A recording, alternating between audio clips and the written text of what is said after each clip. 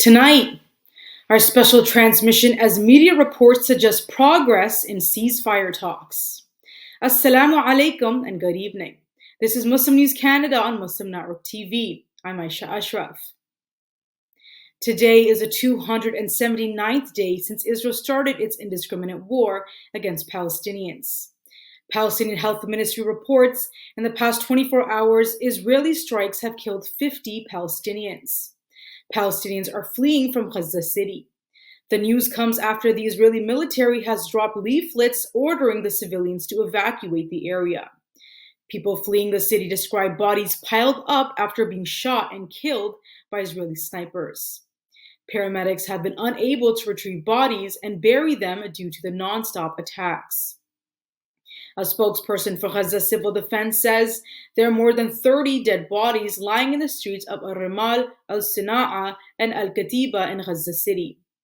Israeli raids have struck homes in the Maghazi and Nusayrat refugee camps.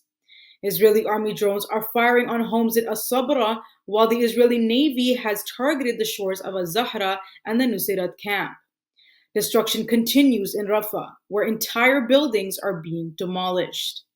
The Shuja'iyya district bears the scars of a 2-week Israeli incursion, with bodies still lying on the streets. Residents fear the same fate awaits Tal al-Hawa.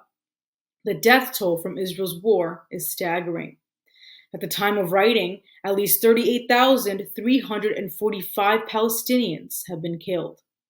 A revised report by the United Nations estimates another 10,000 civilians are buried under the rubble. 88,295 civilians have been injured.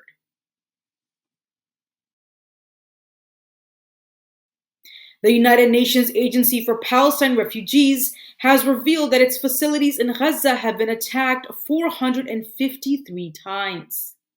These Israeli attacks occurred in the past 9 months. The agency reports 2/3 of its schools in Gaza have been hit. These have resulted in 524 casualties of displaced civilians.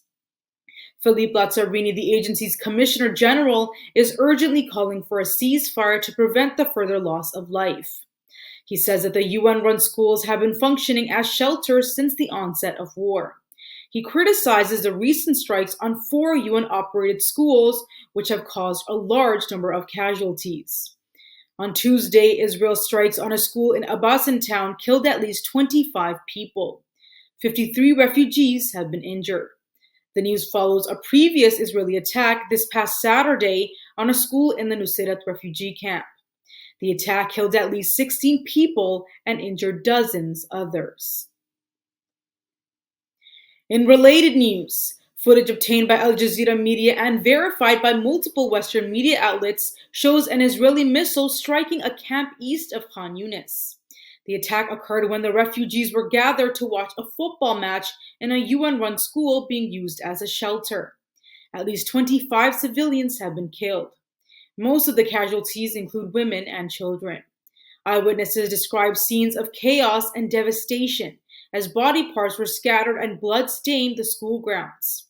Israeli military officials claim the strike targeted a Hamas fighter involved in a recent raid on Israel. They are reviewing reports of civilian casualties. They have not confirmed that they were aware of the football match. UK Foreign Secretary David Lammy has called for an immediate ceasefire in Gaza following Israeli attacks on schools sheltering displaced Palestinians. Lammy has expressed concern over civilian casualties. He says there is an urgent need to protect civilians amidst ongoing violence. He calls the situation appalling. Lammy says the war should end and the hostages should be released. Reports suggest there is progress in ceasefire talks and prisoner exchange deal between Israel and Hamas. The negotiations are taking place in Qatar. The news comes after a recent meeting between Qatari Prime Minister Sheikh Al-Thani, CIA Director William Burns, Egyptian Intelligence Chief Gamel, and Israeli Mossad Chief David Bernia. The details about the meeting have not been made public yet. Israeli newspaper Maariv reports officials involved in the negotiations are trying to bridge gaps on critical unresolved issues. The US, Qatar, and Egypt have been striving to mediate an agreement for months. However, Netanyahu's non-negotiable conditions have hindered progress. These include Israel's continued ability to combat Palestinian resistance after the ceasefire. Mediators are reportedly discussing a proposal from President Biden, which involves a three-phase plan. The first phase includes a 6-week ceasefire with the release of some prisoners on both sides. The second phase will lead to a permanent end to hostilities and the release of remaining prisoners.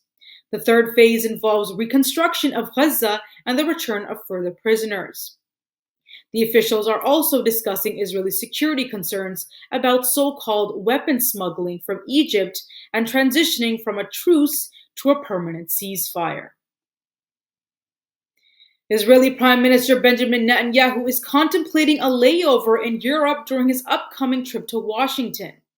Israeli media Khan News reports Netanyahu's plane may not be ready for a direct flight to the US.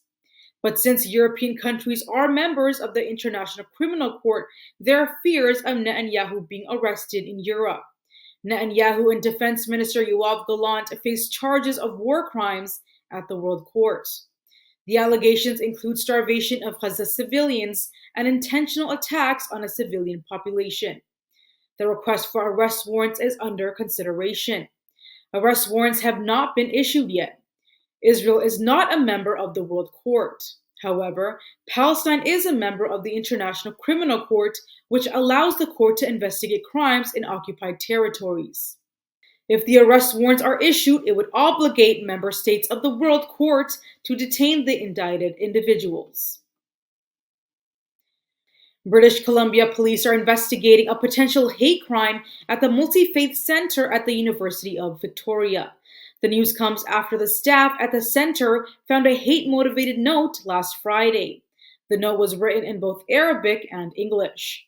It was attached to the building near Finnerty Gardens. The area is home to a diverse community that consists of 12 different faith groups. Oak Bay Police are leading the investigation with support from Saanich Police. The contents of the paper have been reviewed by hate crime specialists and forwarded to the Royal Canadian Mounted Police for further analysis. No suspects have been identified yet. Locals with relevant information are urged to contact Oak Bay Police. Thank you for watching.